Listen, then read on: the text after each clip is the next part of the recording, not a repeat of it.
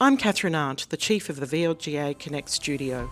Welcome to today's episode, brought to you by the VLGA, your counsellor support network and the national broadcaster on all things local government.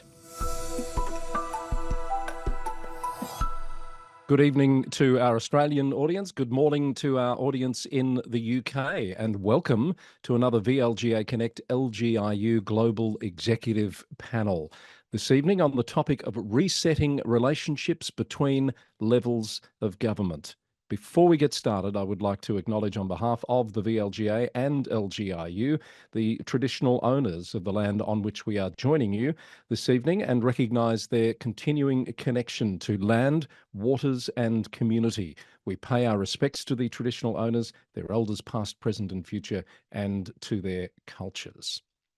So to begin tonight, I'd like to introduce Johnathan Carr West to you, who is the Chief Executive of LGiU, is going to do a welcome on behalf of LGiU, in addition to participating in our discussion a little bit later on. So double duty for you tonight. Johnathan, welcome. Thanks, Chris. Good evening and good morning, everyone. I won't speak long at this point because you get a double dose of me today, which is more than enough at this time in the morning or evening.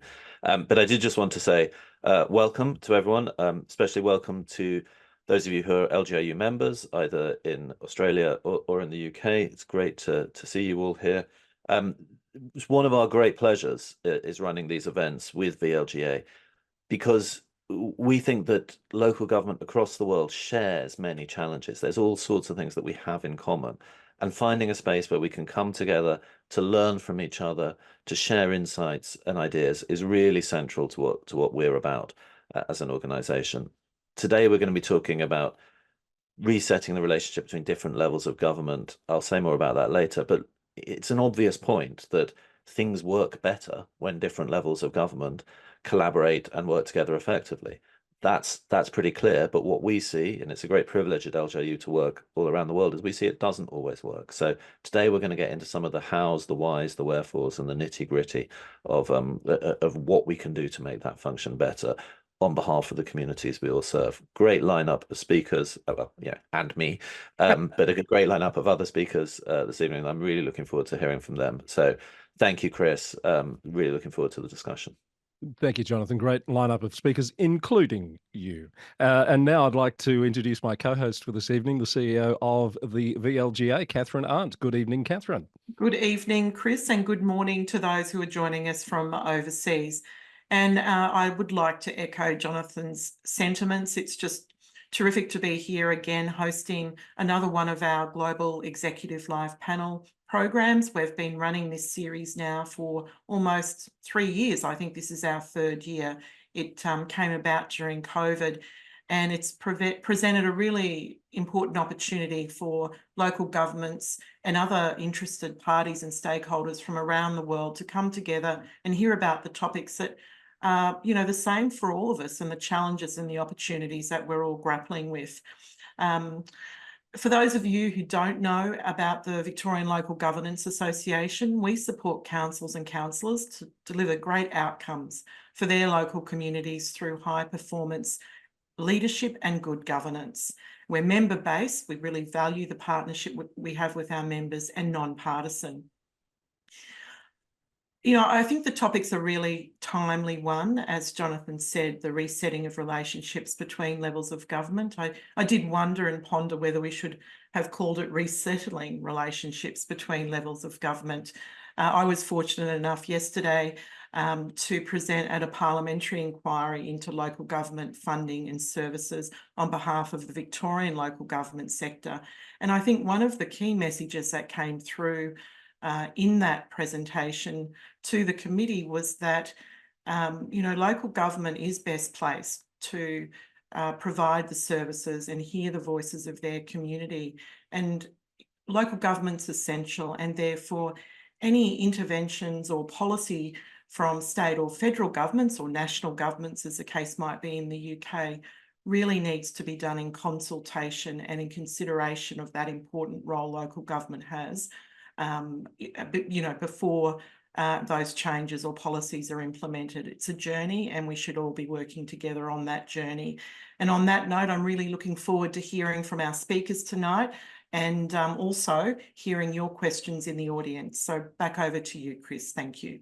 Thank you very much, Catherine, and looking forward to your role a little later this evening as well as we moderate the audience Q&A. Just a few housekeeping notes for our attendees. The Q&A box is live for any questions that you have. Please place them into that box and we'll deal with them, as many of them as we can and as quickly as we can through the course of the conversation. Please type in the chat to notify the meeting host of any issues that you might have, or if you want to send comments to other participants. It's always nice to have people tell us where they're joining us from, and some people like to note their own traditional owners in those messages as well. So feel free to use the chat box for that type of activity.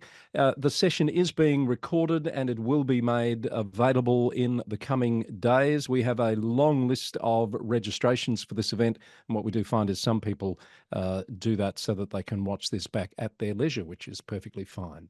So as I say, let us know where you are in the chat box today, and let's get started with our discussion this evening. Firstly, I'd like to just tell you a little bit about our panellists.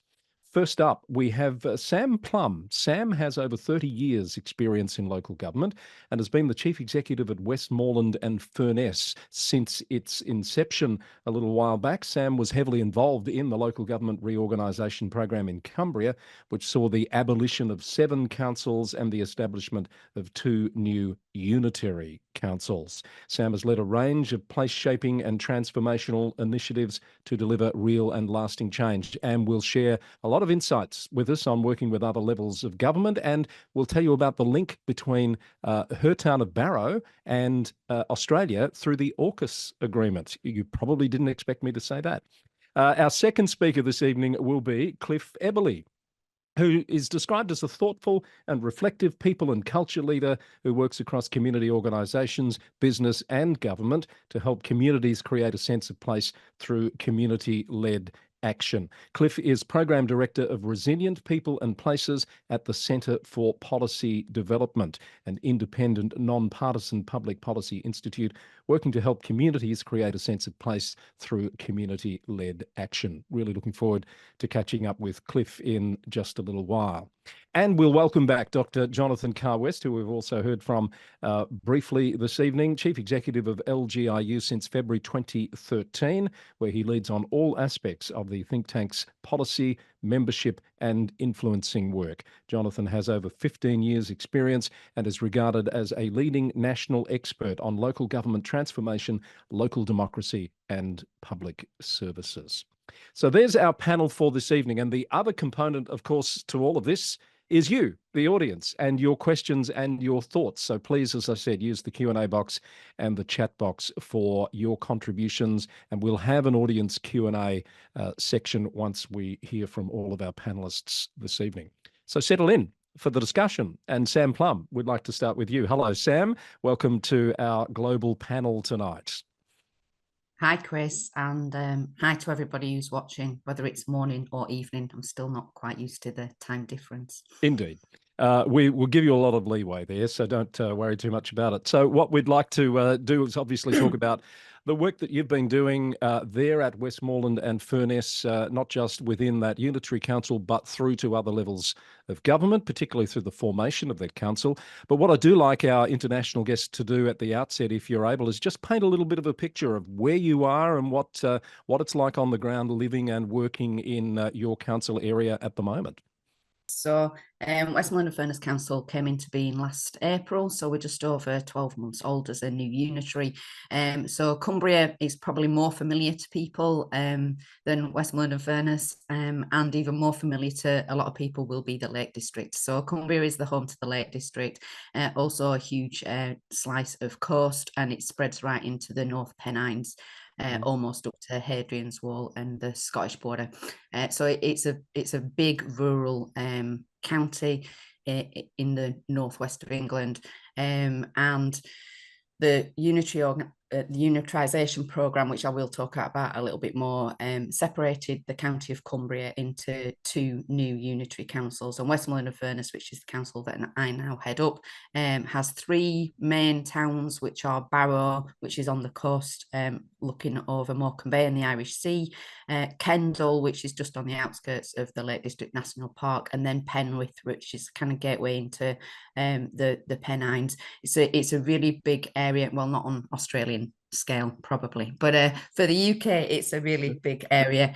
It covers only 225,000 population, but it's the 3rd biggest unitary by size in the UK. Only North Yorkshire and Northumberland are bigger in scale. Right. We have about half the Lake District National Park within our patch. So for people that know the Lake District, we've got Ambleside and Windermere Lake and Ullswater and those kind of places. We've also got a third of the Yorkshire Dales National Park, which some people don't realise that a third of the Yorkshire Dales is actually in Cumbria and not in Yorkshire, including one of the 3 peaks. So we've got a very rural, sparsely populated area, but also some real pockets of advanced manufacturing around the coast and around Barrow and the Furness Peninsula. So it's quite varied.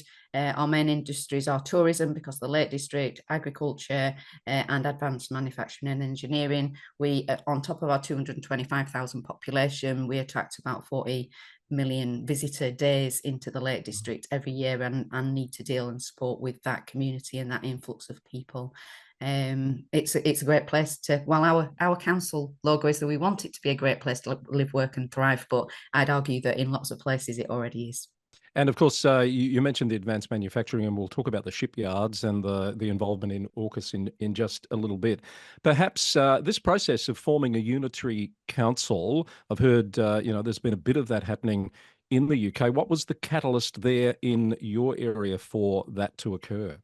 There's been quite a push from government for years and years in terms of areas that are big county areas that tend to have a county council and then a number of district councils, and that kind of 2-tier working can cause inefficiencies. It's seen to cause inefficiencies, and you don't always get that seamless joined up working across local government. It also makes governance quite complex. So the government have been pushing for single tier government wherever they can across England for a number of years, but also the county council and some of the districts on and off as politics change and election cycles change, had been pushing and asking for unitarisation, or mainly on the back of a devolution deal. So devolution is obviously still a live conversation in the UK, and a lot of the previous devolution deals have been done on the back of unitarisation. So where you've got a 2-tier system and it's quite complex and complicated, the first thing you do is reorganise into unitary councils, and then the unitary councils can then form a combined authority and look to work with the government in a different way through a devolution deal. So devolution. So Sam, sorry, if I can just jump in, our audience in Australia probably doesn't know what devolution means. I know it's a strong buzzword there in the UK. Can you just to explain what a devolution deal does for a council like yours? Yeah, so it opens up opportunities to have devolved powers from central government to local government. So you've got more control and power over some of the things that we deliver for central government, and well, for our residents, but funded through central government. And in some areas like Greater Manchester, London and Liverpool, there's various city regions now where groups of councils have come together and set up a combined authority, and then they've had devolved powers around things like buses and bus franchising, adult education, skills budgets, so that kind of tertiary education budget. And so you can really start to drive skills and employment in a different way based on your priorities and your patch, rather than it being a kind of blanket central government policy. There's usually some kind of offer if you go for, so there's different models, but the model that seems to be most popular at the moment is mayoral combined authorities, where you get an elected mayor, so you get a figurehead really that's in charge of that combined authority. That gives government one central leader, a strong leader to work with and to collaborate with.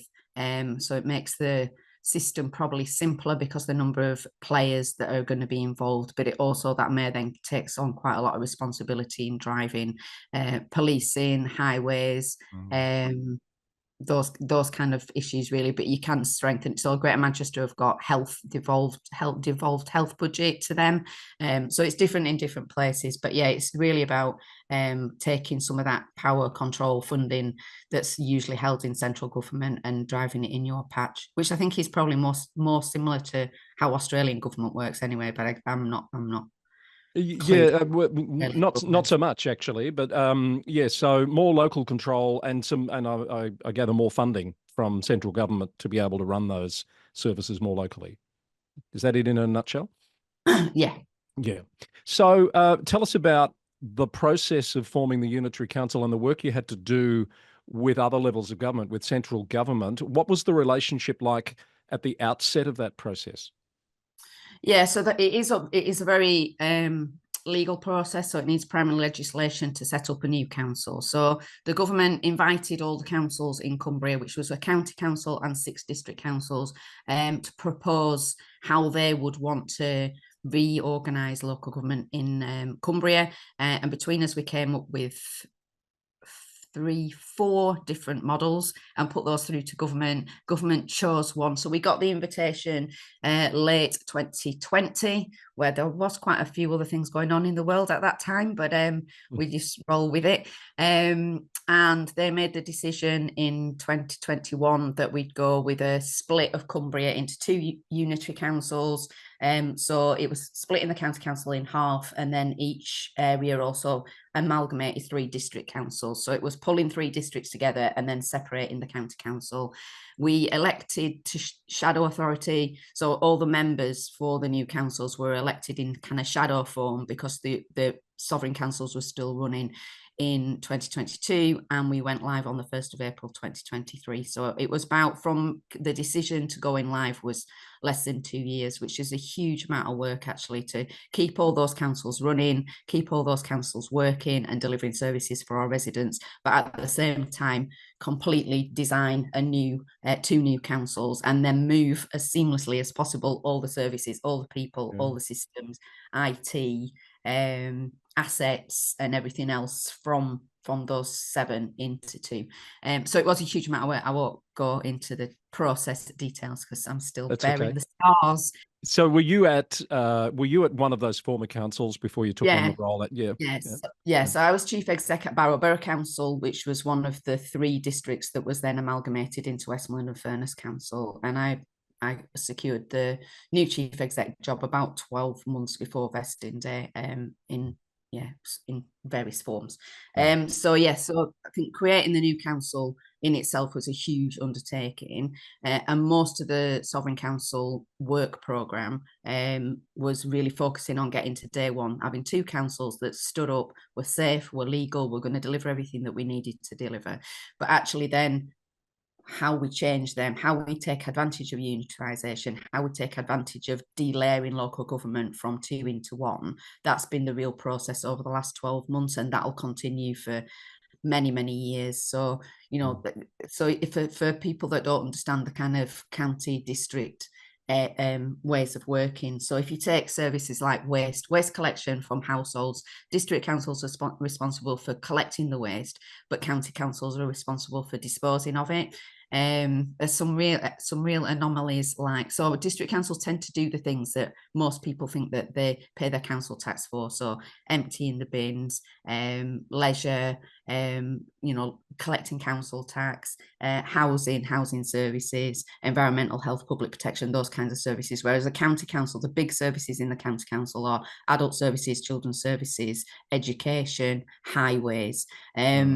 So they're more strategic. So by blending those 2 together, you can really start to get some benefits for local people, benefits in terms of efficiency and productivity. And some of the things that we've seen already in the first 12 months are things like bringing adult social care together with housing services and together with leisure services can really start to work in a different way. We can start to really think about prevention, early intervention, getting in early and working with people, connecting them at a really local, place-based town, village, community level into things that are going on in their communities, which might not be known to county council officers, but are absolutely known to district council officers, and starting to really create packages of care that support people in a really, really different way. So we were in a park in the middle of Barrow about 3 weeks ago at the leisure centre, which is in the middle of the park. And there were people there from adult social care who run a care home, which is literally across the street, and they don't take their residents from the care home into the leisure centre because they were in 2 different councils and they just never joined the dots. So it's really, really simple things that can actually seriously change people's lives and enhance people's well-being, and really start to think about ways of working in a different way with our communities. So I'm really interested in listening to what Cliff's got to say, because that kind of community-led, putting community and residents at the heart of what we do, and then how we wrap services around them when we need to, is the model that we're trying to create with the new unitary council. So. Excellent. So we'll get to Cliff very shortly, but can we talk a bit about the role of central government in all of that? What was the, how involved were they then? What's the relationship like now? And was this process something that changed it along the way?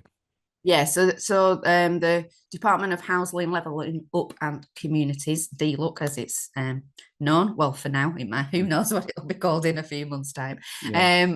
I think they absolutely lead on devolution, on relationships with local government, and they lead on local government reorganisation. So we had really strong links with DLUC all the way through the process at civil service level and at minister level, although ministers changed through that process a few times. And the civil servants work with us. They've been through this process in other parts of the country. So there's lots of parts of the UK now that have been through this kind of devolution. So they pulled on some of that experience and supported us as much as they could through that process. But then their primary job was to take the legislation through Parliament that enabled the old councils to be dissolved and the new councils to be established. So that primary legislation is their priority, to make sure that that all works and we hit those deadlines. But they also provided a lot of support to us, facilitated workshops with other councils that had been through this process, so we could learn from other parts of the country as well. So it was a really productive and positive relationship with DLUC, but it was really pretty much focused on DLUC. So we did have some conversations with Department of Education, because obviously this has an impact on education and children in schools, and also with Department of Health and Social Care, but it's mainly led by DLUC on behalf of the rest of government. But it was really strong civil servant relationships, and we're still working with them now. There are Cumbria leads that link us into central government, and actually from going from a district into a unitary, I think you've got a stronger relationship with central government once you're in a kind of upper tier authority where you are leading on some of those big, high budget, high spend, high profile services like social care. So let's bring the AUKUS thing into this. So that obviously involved negotiations, or at least conversations with central government for that all to land in Barrow. Yeah, so since I was chief exec at Barrow, which is about 5 years ago, I moved to Cumbria to take up that role. We've been really trying to work with central government around some of the issues that we're facing in Barrow. So Barrow is an industrial town on the coast. It's built on steel and iron and railways and shipbuilding, huge shipbuilding history and heritage. And for the last however many years, 50 years, has been building submarines for the Royal Navy. So we build submarines for the Royal Navy, and that's the main purpose of it's the only purpose of the shipyard now. They had a significant dip in their order book in the 1990s, which caused long-term significant unemployment, and we're still kind of dealing with that issue. So we've got, as a place, we have fairly high unemployment, we have really poor health linked to that deprivation, but also linked to other things. So we're the worst place in the country for working age population that are not working due to ill health, running at about 18% at the moment, which equates to about 4,500 people in a town of about 56,000 people who are not working due to ill health. low educational attainment, all those usual things that go with places that are declining. It was when I moved there, I was told the population is declining. We've got an aging population, and it's about how we manage that decline.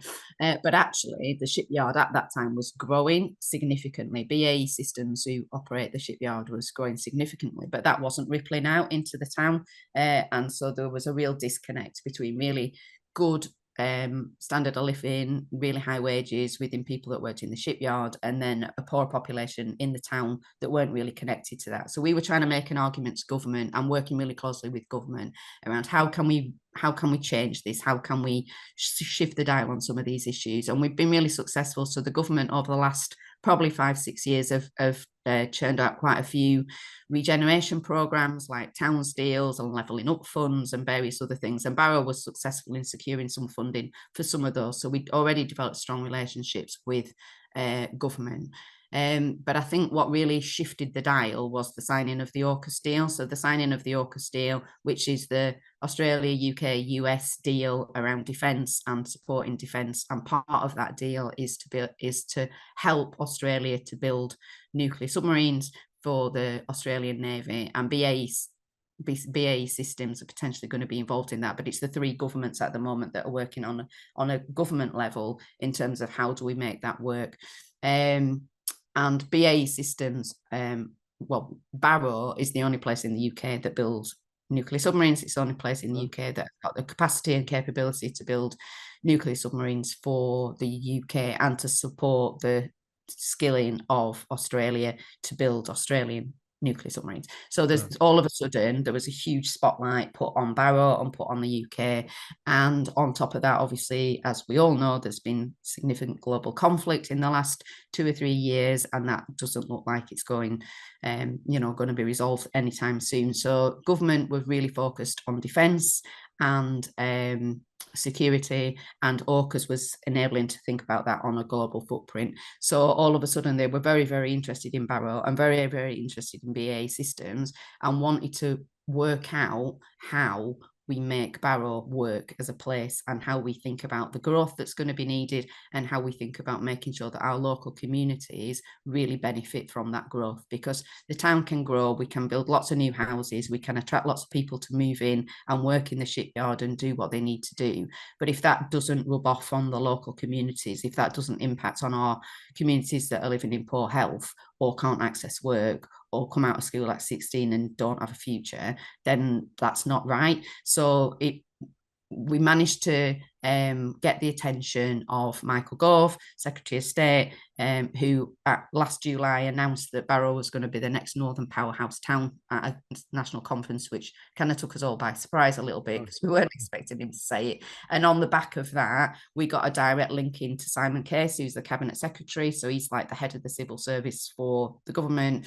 And Simon Case brought a team of 30 senior civil servants from every government department at permanent secretary level to Barrow in July last year and October last year. And we've worked with a team of civil servants in between to really think about what are the issues, what are the things that we can do together, and how can we really start to shift the dial for Barrow so that it works. It works for the government, it works for defence, it works for our local communities. So that's the programme that we're now developing. It's got the kind of brand hashtag as Team Barrow at the moment, and Team Barrow is absolutely HM government, Westmorland and Furness Council, BAE Systems. So it's private sector, local government and central government absolutely working as a team. We've got funding coming through to enable us to gear up and deliver what needs to be delivered. Snap election got in the way of getting the actual funding agreement, but in a few weeks' time, hopefully we'll have a funding agreement that's really, we've got some funding just to set up and mobilise and get the capacity and capability to deliver. But the big funding announcement that was made just around Easter time was £220 million, so £20 million now, and then £20 million a year every year for the next 10 years to really start to shift the dial in Barrow and make sure that it does what it needs to do for our residents, for Barrow, for Westmorland and Furness, but also for the defence and security of Wow. UK PLC. So it's a huge partnership. The conversations that we're having with civil servants and the conversations we're having with organisations like LGiU and LGA and County Council Network and others, I don't think there's another team like Team Barrow that's doing what we're doing here in the same way, and really bringing senior civil servants, senior council officers and private sector partners around a table on a regular basis to really get under the skin and see what levers we can pull to really start to make a difference. So it's very exciting, but it is quite unique. Yeah. Because it's being led by Cabinet Secretary, we kind of do have that route into most government departments if we need it, and we are genuinely working as a team, and I think that's the bit that feels really positive. Sounds like exciting times. So many things I'd like to ask you, but we need to move on to our other speakers. So, Sam, we'll come back to you, and I will look for some insights from you. You know, one or two key things you can say to people about how they can build better relationships with other levels of government from your learnings. So, just to give you a heads up there. So, can we now move on to our next speaker, who is Cliff Eberly, the Program Director for Resilient People and Places at the Centre for Policy Development. Getting a bit of background noise coming there from somewhere. Cliff, good evening to you. Nice to see you and welcome. Yeah, good evening and good morning, Chris. I've never been part of a time warp before, but yeah, this might be as close as I get. Great to be part of the panel. So good to see you. And just for full disclosure for the audience, our paths have crossed because Cliff's worked in local government, but is now at the Centre for Policy Development. Cliff, can you tell us what is the CBD and what does it do? The CPD, I should say. Yeah, Centre for Policy Development, we're a non-partisan independent policy think tank, and we really work closely with government in developing solutions to long-term challenges. So we large majority of our funding comes through philanthropy. So we've got lots of flexibility to work, not in a fee-for-service or a contract-based way with government, but to really do some of the sort of bigger long-term thinking that sometimes government doesn't find time to do. Right. So, and you're doing some research and some work in this space of how different levels of government work and how they interact. What is that research telling you? Yeah, I'll probably make some broad brush statements that in response to the question, and so you have to forgive that. We have a longer form publication coming out in August that'll provide a little bit more nuance, but broadly speaking, we kind of see that the Commonwealth and the state and territory governments, they're really tied up in this Westminster structure of portfolios and minister accountability that drives this kind of top-down, the minister decides kind of thinking, that also ends up being quite risk averse and compliance focused, and is focused on the shorter term rather than the longer term. And in the meantime, communities and actors at so local and regional levels, they are adopting a much more flexible, adaptive way of working, and it's built on shared decision making. It's less hierarchical. It's often taking kind of a longer term view of what needs to change. And rather than adopt this sort of simplistic view that kind of top down is always bad and bottom up is always good, what we've seen is that in order to get the best outcomes for communities, we need a different approach, or where we need to get a different outcome, especially to solve complex problems like homelessness or intergenerational disadvantage. We really need to get both ways of working together. And if the goal of government is to kind of enable people and communities to thrive, this can only be achieved if government and community kind of do work together, leveraging the strengths and features of both. So this idea of resetting the relationship between levels of government, it's really critical. It's probably equally one of the most challenging things, and also one of the most important things to do. When you talk about that shorter term focus of the higher levels of government, is that a nice way of saying it's very much tied to the political cycle rather than the longer term needs of communities? Yeah, I mean, election cycles, I think, certainly drive a lot of that. I think, again, within some of these sort of portfolio approaches, there's kind of the need when a challenge arises or a situation in communities, there's kind of a need to act quickly and to sort of be seen as providing the solution. There's some good motivation in that. So let's not lose the fact that government really does want to make a difference, and has lots of levers and tools that it can use to make a difference.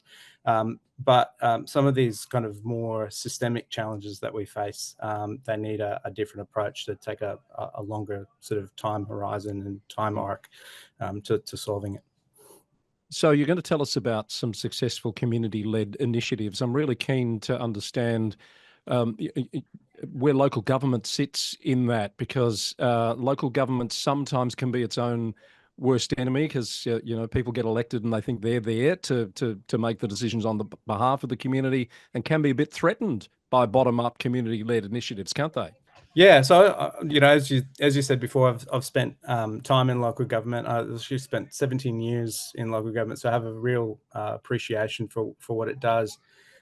There's a huge opportunity to make a positive impact on communities, to do things that really make a difference. And picking up on Sam's comment before about that ability not just to connect people into social networks at a local level, but to actually be a part of people's social networks. It's a real gift to kind of sit at that level and interact and engage with people in that way.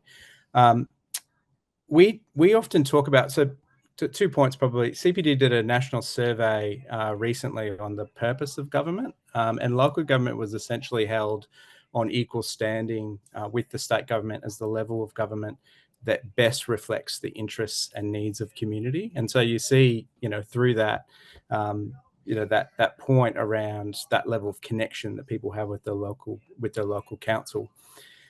So we kind of see it as local government sitting in a really important middle space because of how much local knowledge it holds, not just of issues and what's important to community, but also how it has its finger on the pulse and knows where the opportunities are. And in our research and in our thinking, and I guess the way we're trying to communicate the opportunity that's here, we often talk about the need for government and community to meet in the middle. And local government actually occupies a lot of that middle space already. It's a huge opportunity there. Tell us about some of these successful community-led initiatives that you've looked at and you think provide good examples. Yeah, I'll answer that question in two ways. Our current research program is around forming a set of recommendations for how to bring about this kind of partnership between government and community. And so answering the question in two parts, one around how community-led initiatives work, and also then around some examples themselves. Sure. So around how they work, what we've seen really clearly is that they really center relationships and relationships based on trust and empowerment. So this real focus on kind of building human capability and capacity, that's really at the heart of how they operate. But then there's a flexibility, which is kind of anchored by core values. So they're really clear on purpose, really clear on what they're trying to achieve. Many of the local community initiatives, they're guided by a long-term vision. This is partly due to kind of the long-term nature of some of the challenges that they're trying to solve, but also in how they organize, not just looking for quick wins and then kind of moving on to the next thing, but also a real commitment to working with community over the long term and being there for the long haul. They develop these cultures and mechanisms for continuous improvement and learning, and there's this real shift away from measuring success on the basis of targets and outputs, and looking at really what is being learned and what's the nature of how the broader networks are working together and coming together to introduce change. And as for some of the examples that we've been introduced to, and across Australia, there's literally hundreds of these. We're aware of the 100 Jobs Alliance, which is a community and union-led group in New South Wales that's working with government and industry on the impacts of the transition to renewable energy. There's Logan Together, which is a whole of city child development approach, which focuses on improving outcomes for children in the first 8 years of their life. In Victoria and in Melbourne, there's Flemington Works, which is an inclusive employment initiative that works with social housing tenants. That initiative is actually hosted by local government and highlights how local government can play an enabling role in working in partnership with state government. And as I said, there's literally hundreds of these. They've got different forms. They've got different sort of structures around how they're organised. They're funded through different mechanisms and means, but they're really making a really significant difference in the communities that they work in. So when you look at those successful examples, what are the lessons that we can draw from them for local government and for relationships between levels of government? Yeah, we think about it in a number of ways, and I'll sort of walk through the 4 different ways that we're thinking about it, and then give some examples. So, if we want to build trust and repair these relationships and establish genuine partnerships, we see the opportunity to work across 4 areas: mindsets and attitudes, so beliefs and assumptions held by public servants, service providers, employers, community members, other actors in the system. Culture and ways of working is really influential, so the shared values and behaviours across the different actors in the system. Public administration approaches and tools, really critical for government to have processes and frameworks that they have in place to manage the system. And then system design and mechanics. And so, and that's how the different parts of the system kind of relate to each other, and what your structures are for governance and those sorts of things. So, in terms of mindsets and attitudes, we see a real big opportunity for the longer term kind of upstream thinking, and that's in line with a broader agenda around wellbeing government and emphasising early intervention and preventative approaches.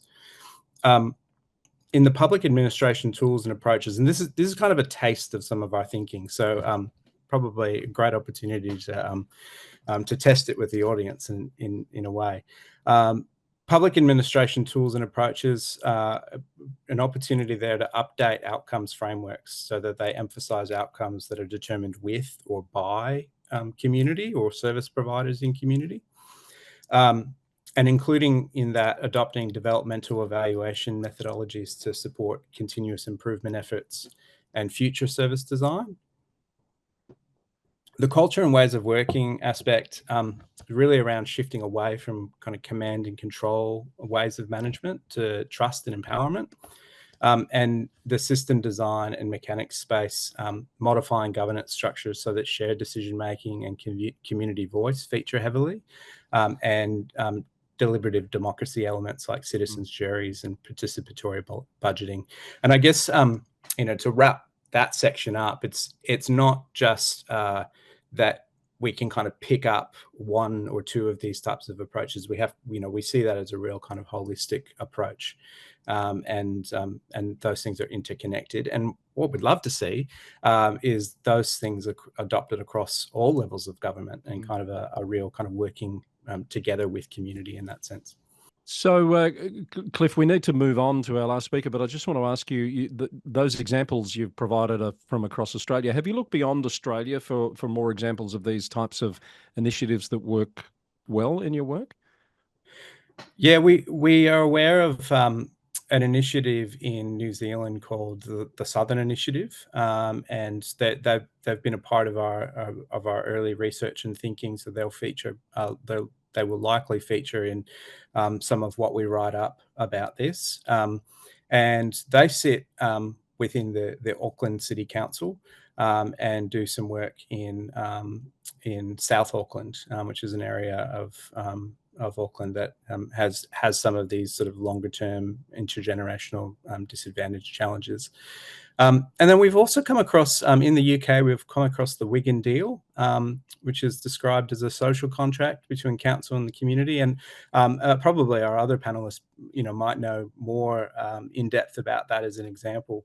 But we see, what we've learned about it, what we've read about it, what we've heard about it is it is a new way of delivering public services and having I guess a different social contract between council and community, and so I think it's showing some really good signs of being a standout way of working.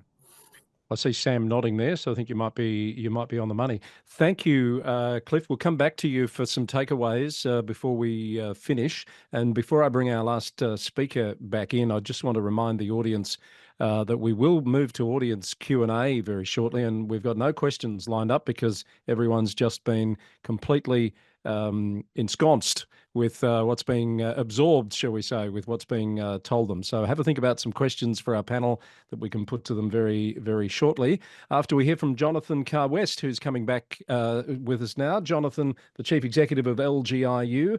John, your organisation very recently did a big piece of work on the future of local government that you and I did have a chat about for VLGA Connect, this LGiU at 40 paper. And I know relationships with central government was pretty central to that piece of work, wasn't it? Absolutely. So that was a piece of work we did to celebrate LGiU's sort of 40th anniversary of supporting local government, but also crucially, we brought it out in December, anticipating a general election this year, not necessarily anticipating that it would be in July. I think we joined the very long list of people who, we were thinking May or November. July was a surprise, but we were glad to get that piece of work out, looking at what needs to happen to make local government fit for the future. So I'm going to look, let me tell you a little bit about what people said. So I interviewed over 60 local government leaders for that process, and with apologies for sort of starting negative, and I'll try and be a bit more positive later. But what did they say about the relationship between central and local government? One leader, and for our Australian audience members, in local government in the UK, you have chief execs like Sam, who are equivalent to the general managers or chief execs that you have, and then you have leaders who are the elected politicians who run the council strategically. I spoke to both. One leader said to me, "I'm very angry. If you treat people like children, they'll act like children." She actually there was actually a word between very and angry that I left out of the written report. If someone else said, "If central government doesn't trust us to deliver, no one wins."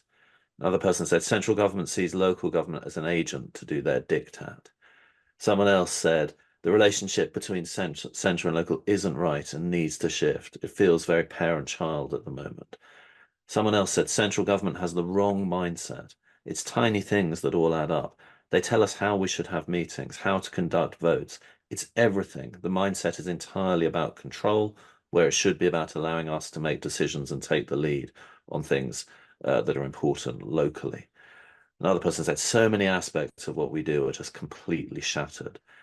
So there's a really unhelpful, and we heard a really good positive example from Sam, but as she said, it is quite unique across the sector. What we find is that the interaction between central and local is very, very damaged. We need to remember that the UK is one of the most centralized countries in the developed world.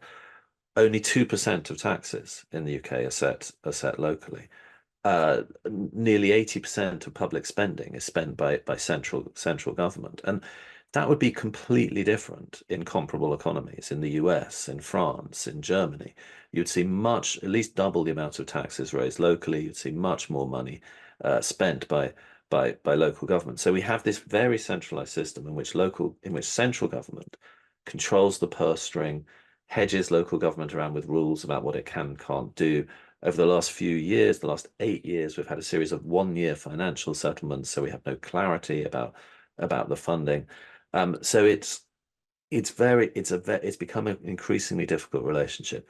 We do an annual survey of local government, asking people about their confidence around finance. But one of the other questions we ask them is, how far do you think that central government has taken appropriate consideration of local government in its decision making? 8% of people think that it has. So to put it another way, 92% of leaders in local government think that central government doesn't give them enough consideration when they make decisions about local government. So we're starting in a place where that relationship, with some honourable exceptions, and with some places, Greater Manchester, you've heard from Sam about examples of places where that does work quite well and that close relationship is there. But over the sector as a whole, it's pretty dysfunctional right now. Does sound pretty negative, doesn't it? And of course, we've seen a lot in the press here and about the financial state of councils in the UK. I think Birmingham actually was focused on in one of our major current affairs shows a couple of weeks ago because of the the decisions they're making about service cuts because of their budget challenges. How does central government, and I think I already know the answer to this, fit into that that financial picture? Because I know you've got a general election, and I believe the major parties have said very little about what they would do to help the sector out. Well, I mean, the major parties are for different reasons playing a game of saying as little as possible about what they're going to do about most things at the moment. Yep. Because whoever is in the government benches on the 5th of July, and frankly, it's pretty clear by now that that's going to be the Labour Party. They're going to inherit a set of very difficult situations, and local government is one of those. So, the Birmingham story, Birmingham, the largest unitary local authority in Europe, going bust, generated massive interest. I was on Australian current affairs programs talking about this when it happened back in September. People really noticed it. The attitude of this government has been to sort of point a finger at those councils and say, look, they were bad councils, they made bad decisions, and they've only got themselves to blame. What we have argued consistently is that the funding system for local government is broken. And in our survey, by the way, only 4% of local government leaders think that our current system is sustainable. So we argue there's a broken system. And of course, in a broken system, the places that make bad decisions may go bust first, but that doesn't mean that the system isn't broken. So we've called for a completely new look at this. And actually, there has been some stuff in the manifestos around this. So we called in the paper that you spoke about, Chris, we called for an end to sort of competitive bid funding, where councils are bidding against each other for these pots of money that they then have to spend on specific quote unquote shovel ready projects. We called for a return to multi-year financial settlements, and we called for a return to a sort of needs-based funding formula. Now, the Labour Party has committed to all of those things in its manifesto. So that's a really good thing, right? So we can say, great, that's a win. That's what the sector asked for. That's what we're getting. But of course, and this isn't a criticism because manifestos are not detailed policy programs, but of course it raises as many questions as it answers. So the Labour lead on this, a guy called Jim McMahon, used to be a local government leader, used to be chair of the local government association. So he knows local government. He said, look, definitely multi-year financial settlements, at least 3-year settlements. We can get Sam's view on this later, but I think that's broadly been welcomed across the sector. But the Shadow Chancellor has made it clear that there's not going to be a budget until after the summer. There's not going to be a comprehensive spending review until next year. So actually, their hands are pretty tight. This year's financial settlement will almost certainly have to be another 1-year rollover. And they will say, look, we have to do that because of what we inherited, but next year we're going to 25, we're going to do it properly, multi-year. But that's 18 months away. And meanwhile, that steady drumbeat of councils going bust is going to continue. When we did our survey back in February, we asked specifically about the lifetime of the next parliament. If nothing changes, are you going to go bust in the next 5 years? 51% of councils in England fear that if nothing changes in terms of how they're funded, they could go bust within the lifetime of the government that's going to step in on July the 5th. Now, something will change because, I guess the thing is when we've seen about eight councils in the UK, just over half a dozen councils have gone bust over the last couple of years. Technically, they don't go bust. They issue a thing called, we won't go into that. They've effectively gone bust. When it's half a dozen or a dozen councils, you can get away with saying that's local government's problem. If half the councils in the country go bust, that's central government's problem. And that's the problem that whoever is sitting there, probably the Labour Party, unless, by the way, we have the mother of all upsets. Did you see the thing in India where the Modi lost his absolute majority, and one of the pollsters who'd got it wrong was on TV, so just started weeping because they'd got it so wrong in the polls. I think if the Conservatives win the general election in the UK, it will be the biggest disaster in the polling industry, where you'll see all the pollsters on TV weeping bitter tears. But I think it's pretty. It seems pretty unlikely, doesn't it? But Johnathan, are you seeing the general election as an opportunity for local government to reset with central government? And if so, how do you think that should be gone about? I think that's exactly right. So we think there needs to be a new covenant, a new settlement between central and local government. And funny enough, Chris, we've just had a question come in on the chat asking if I'm familiar with the Verity House agreement. in Scotland. Yes, I am. LGiU Scotland's done a lot of work around this, and actually it's quite a good model. When we've looked at other countries, and we've done deep dives into Germany, Italy, Japan, how they fund local government, how they drive outcomes. In all of those places, local government, there's a constitutional clarity around the position of local government. Now, we don't have a written constitution, and we're not going to get one. But that doesn't mean there's nothing you can do. You can have these, this nerdy sort of non-constitutional, sort of sub-constitutional memorandums of understanding between central and local government. And actually, in Scotland, they did this, something called the Verity House Agreement. Now, we can talk about that in detail if people want. It hasn't worked out entirely well, and the Scottish government then proceeded to ignore it. But it still gives a basis upon which negotiations can happen. And it's saying this is the sort of how we see our relationship going forward. We agree on early consultation around budgets.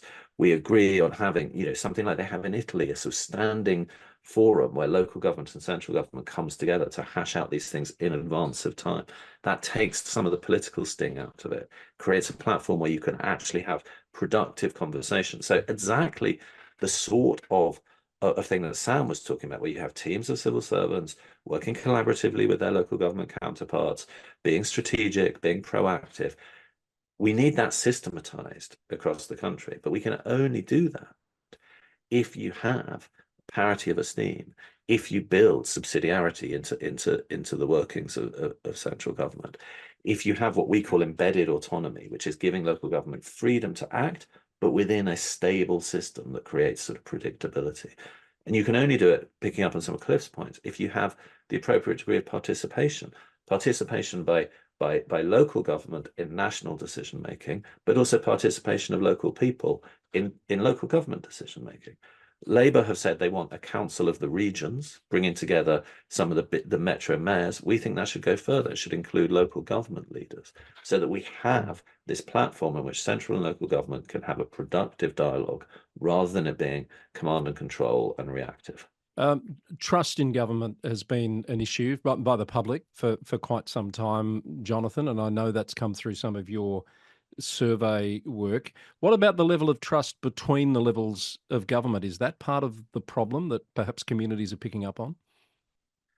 I think it's a huge part of the problem. I mean, it's a part of the for both reasons, right? Because it prevents effective working between central and local government, but also because it plays into exactly the kind of the death spiral of declining trust at a time. So we talk a lot about what we call the trust deficit, because if you look at the big challenges we face, how to care for an aging population, how to give kids the skills they need for the future, how to provide housing, how to adapt and cope and mitigate with climate change, how to cope with new technologies. These are not problems that government can fix for people. These are problems where we all need to work together: central government, local government, communities, businesses, people. We need what we sometimes call connected localism. Now, the problem is that collaboration, the currency of collaboration is trust. So we have a trust problem just when we need trust more than ever. So we have this trust deficit. We did some polling ahead of the local elections that took place in May. Sidebar: would it have been sensible, if you were having a general election, to combine it with the local election so that you didn't have to do all this twice? Maybe it would. Separate point.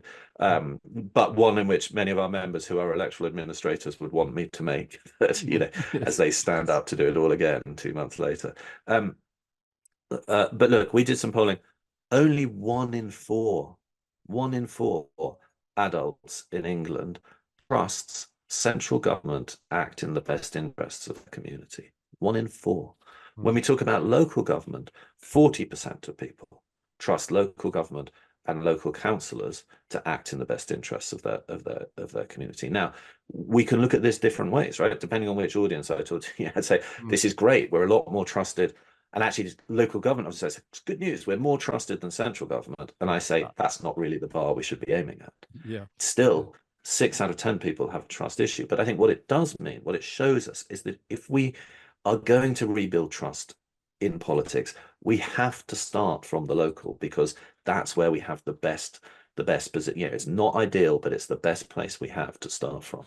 And I think what we need to do to rebuild trust, it's exactly, it picks, we would use some slightly different language, but actually many of the same things that that Cliff was talking about before. We need to, we need institutional clarity. So really transparent in local government about what the processes are, what the criteria are, how we're making decisions, who's making them, what they're looking at when they do that. We need to have real conversations about place. So, this is a UK perspective, but I think we could, a lot of this applies to Australia. I think one of the things we've seen over the last decade in the UK, but also in the US and also in Australia and in France and is how difficult it is to have national conversations about who we are and what we want to be. So we could talk about Brexit, we could talk about The Voice, we could talk about what's happening in France right now, we could talk about Trump and the January insurrection. But actually, locally, you can have those conversations. What do the people who live here now aspire to? How do we live together effectively? What's the relationship between this place and the wider world? What are our priorities? What trade-offs are we willing to make? What are the compromises? What can we learn from other places? You can have those conversations about place. And then finally, you've got to put, as I said before, you've got to put participation at the heart of the council and put the council at the heart of participation. What we, wonkily would call a relational governance model within local government. If you do those things, you can rebuild trust, because in local government, the feedback loop is higher, right? So when we've just seen just had the debate between the two main party leaders last night in the UK, and everything they're talking about, you can't see it. They're talking about numbers of people, making small boat crossings into the UK. They're talking about tax. They're talking about GDP. It's hard for people to know what the truth is. When the council says, I'm going to build 50 houses over there, you can see whether they've done it or not. Yeah. When the council says, I'm going to look after older people in this community, you know if someone is caring for your granny. The feedback loop is much quicker. So, trust has transactional elements, but it also has dialogue elements and relationship elements, and all of those things are easier to build at a local level. So if we are going to rebuild trust in politics, and by the way, it's not just a problem with politics, we have a declining trust in institutions of all sorts, and that's a whole bigger conversation. But if we're going to rebuild trust in politics, the only hope we have is to start local.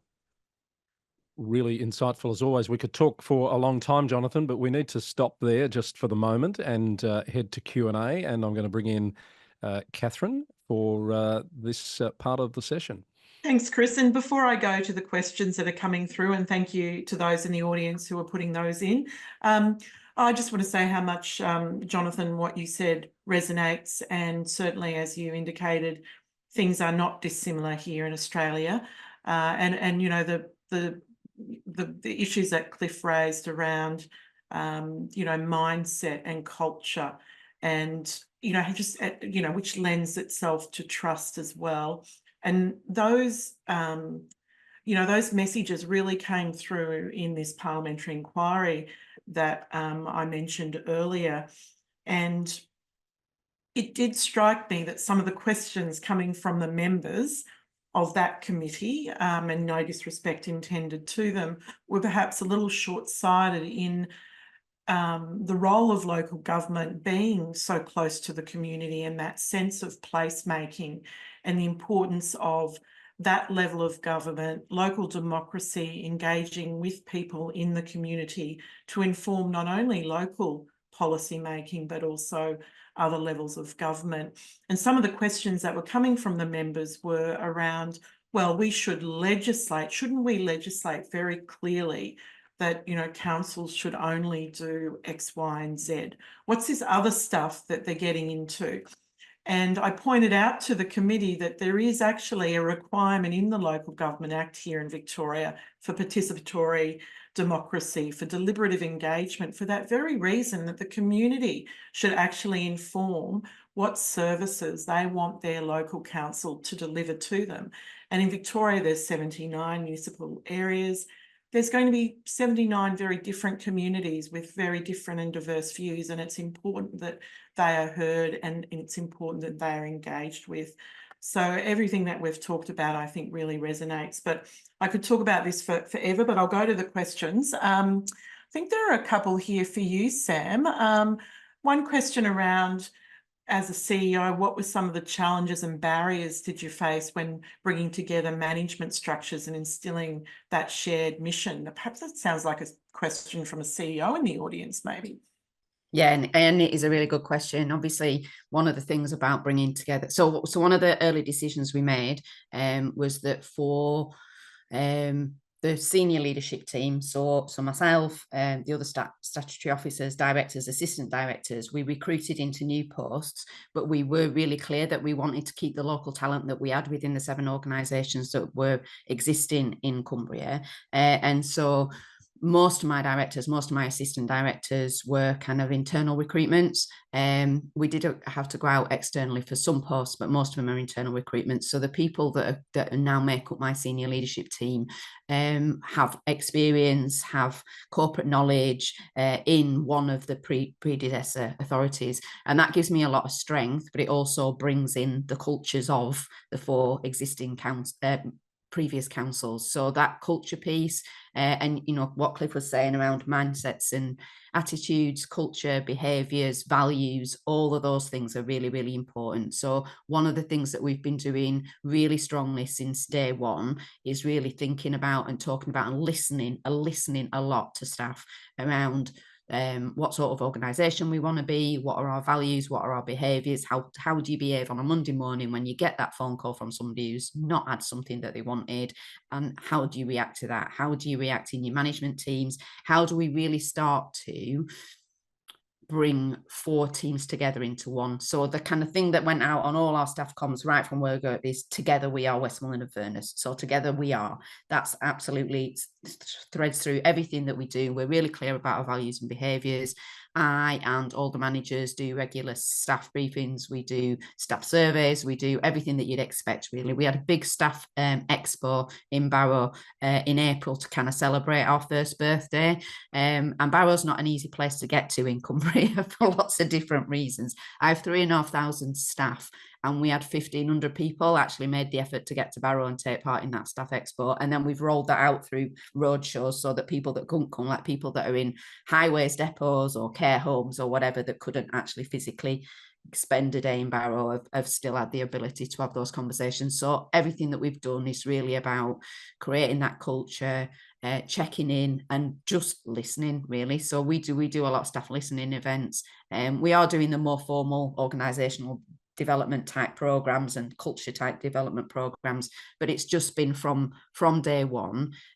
Let's celebrate the fact that we are built out of 4 legacy councils, and let's not say that didn't exist, but let's take the best from that, and then that will create Westmorland and Furness. So with that, the culture's absolutely probably one of my top 3 priorities, is that constant culture, values, behaviours. What are we here to do? How do we do it? What are the skills that we need? So all of that's part of what we do. I mean, the other thing that I alluded to earlier was that community. I am a public servant, and my job is to serve the public. So how do I really make sure that public voice, community voice, residents are central to what we do? So we're really trying to build an organisation that puts residents at the heart, genuinely puts residents at the heart, and get as close to them as we can. And I think in a unitary, you can be really, really, really close to your local residents, but you've also got that strategic clout to actually do something about it. So it's the best of both worlds in lots of ways, if we make it work. So we'll see. Still early days. Thanks, Sam. Enormous amount of work, clearly, that you've put into this in such a short time as well to turn that around. We did talk a little bit, well, Johnathan did, about the Verity House agreement.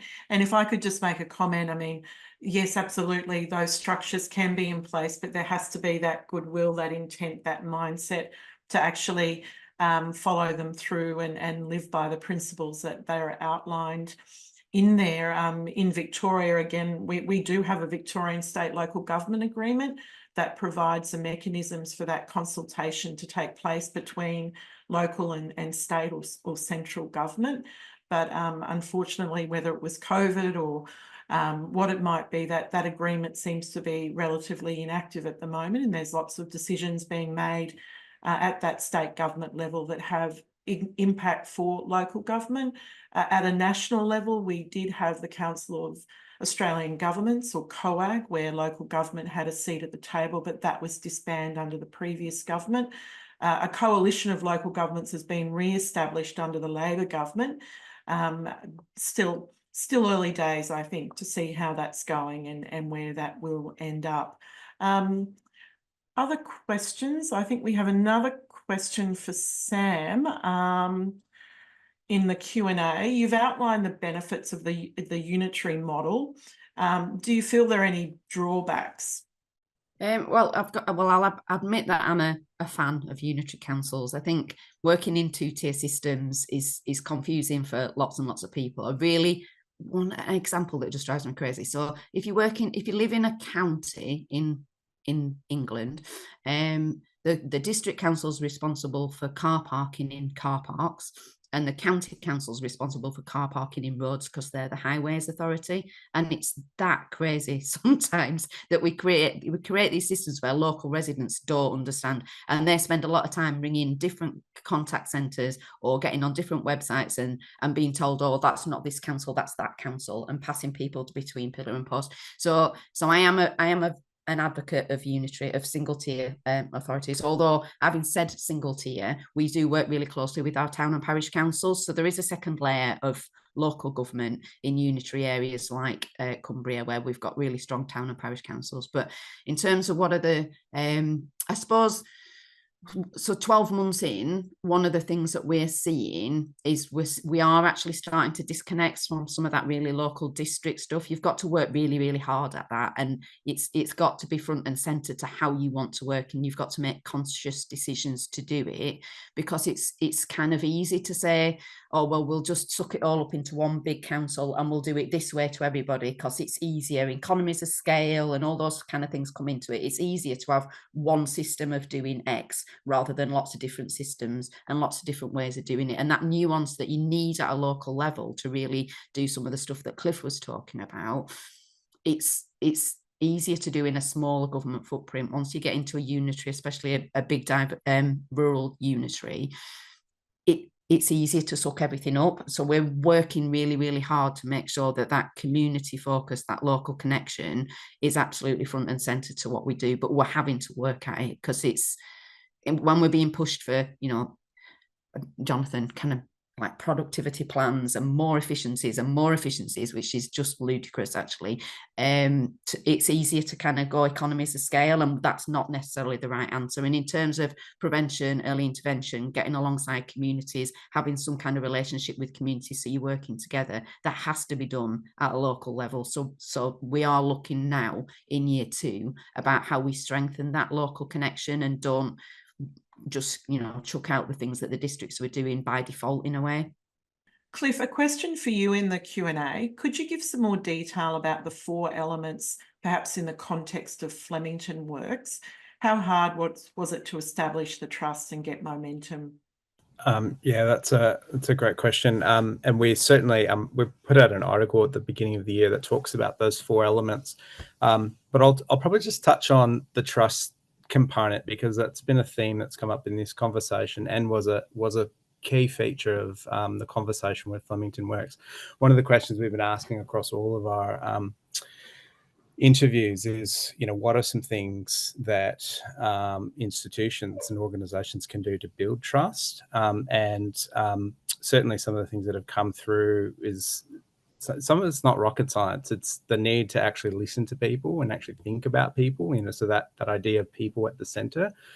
Other ideas that came through is the willingness to collaborate and compromise. Another one around being honest and focused on learning and improvements. Organizational vulnerability was one that's come through in our conversations. And wrapping up on the trust question, there was a real need to kind of establish transparency around what you're trying to achieve.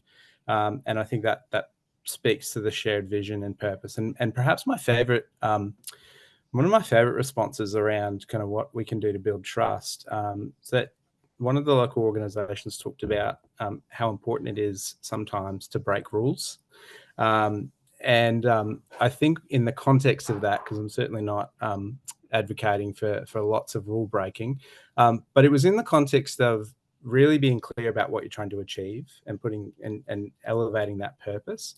and then the willingness to go the extra mile to deliver on that purpose. And I think that's where kind of some of the rule breaking comes into play. Yeah, we're really excited, I think, to be able to kind of unpack all of this in a much more detailed way. And so, looking forward to share more detail as as we get further down the track. Thanks for that, Cliff. Now, I can't believe we're almost at time, just about, Chris. So I'm wondering whether you had any final questions for the panelists before we wrap up. Well, I think it is time to wrap up. So I was going to ask Cliff just for a bit more detail on how people can expect to maybe benefit from that work that you're doing. Is something going to be published at some point in time that people can access, Cliff? Yeah, we've got an article which we can share more broadly that we published in The Policymaker at the beginning of the year, which picks up on some of these concepts. We're working to kind of like a mid-August publication date for a fuller, in-depth kind of review of all of these things and some real clear recommendations as part of that publication to not just the Commonwealth, but we'd like to see some take up of the, within the states and territories. And then if I can, probably a good opportunity to plug one of CPD's things around how we release publications is that they're not just sort of one and done sorts of things. We like to host roundtables off the back of a lot of our research and publications, and we see a real opportunity in the future for getting together some people across the Commonwealth, states and territories, and local government to have this kind of this conversation in Australia. So, maybe that's planting a seed for a future conversation. Excellent. All right, look forward to that. Cliff, while I've got you, I'll ask each of our panelists just perhaps for one takeaway for our audience on where to start if they want to build better relationships with other levels of government. Where would you start, Cliff? I think one of the things I wrote down in my notes, I think Johnathan might have made comment to this, but just I guess this culture of blame that comes into our political environment so quickly. I think we need to do a lot more to think about how we address that and how we turn that around, and I guess build a culture of collaboration and cooperation, because that's really how we're going to solve some of these more tricky challenges. Thanks, Cliff. Sam, do you have an insight to share as a takeaway?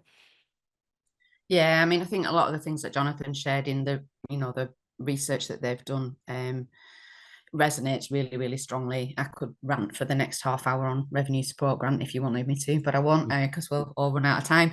But I think like the multi-year settlement it's the honesty. Let's have an honest, grown-up conversation. The parent-child thing is absolutely real. Let's have an honest, grown-up conversation about how we fund some of the things that our communities really, really need and come up with a model that actually works. But I think for me, building the relationships is treating each other as equals and being honest about what you're bringing to the party and what you need. So it's like all relationships, whatever relationship it is, but the local central government relationship is about getting away from that blame, getting away from that parent-child, and being equal, honest partners about what we both bring to the party. And Johnathan, a final thought? I mean, I would echo, Cliff and Sam. Look, in the UK, as in Australia, we're about to have a new government. It's in the UK, as in Australia, we're incredibly challenged around public finances. Talking is free. Humility is free. I'm trying to understand where people are coming from and establishing that dialogue. That's free. There's a lot of complicated, difficult, expensive stuff we need to do. This is not complicated. It's not expensive. Just like Sam said, you talk and you're honest and you have the humility to sort of understand that everyone is doing their best and everyone has different constraints and challenges, and just trying to get a bit better understanding and honesty between us all it's an easy win, and we should do it. Excellent note to wrap it up on. Thank you, Johnathan. Thank you also to Sam and to Cliff for your contributions to the conversation tonight. That's all we've got time for. Quick plug for the VLGA members-only Councillor Professional Development Series, which is on tomorrow. Rhys Thomas, the Head of Local Government Programs and Policy at the VLGA, will lead a discussion on election period considerations for councillors, discussing the implications of the caretaker period ahead of the October council elections for all councillors, but particularly those who are seeking re-election. Registrations are still open and you can save a spot on the VLGA website. There will be a recording of this panel sent out via the VLGA Connect channel very soon. If you've registered, you'll be advised of that by email, so keep an eye out. Thank you for joining us tonight for Resetting Relationships with Other Levels of Government, and we look forward to having you with us for another global executive panel very soon. Thank you again, and good night. Or good morning to those of you in the UK.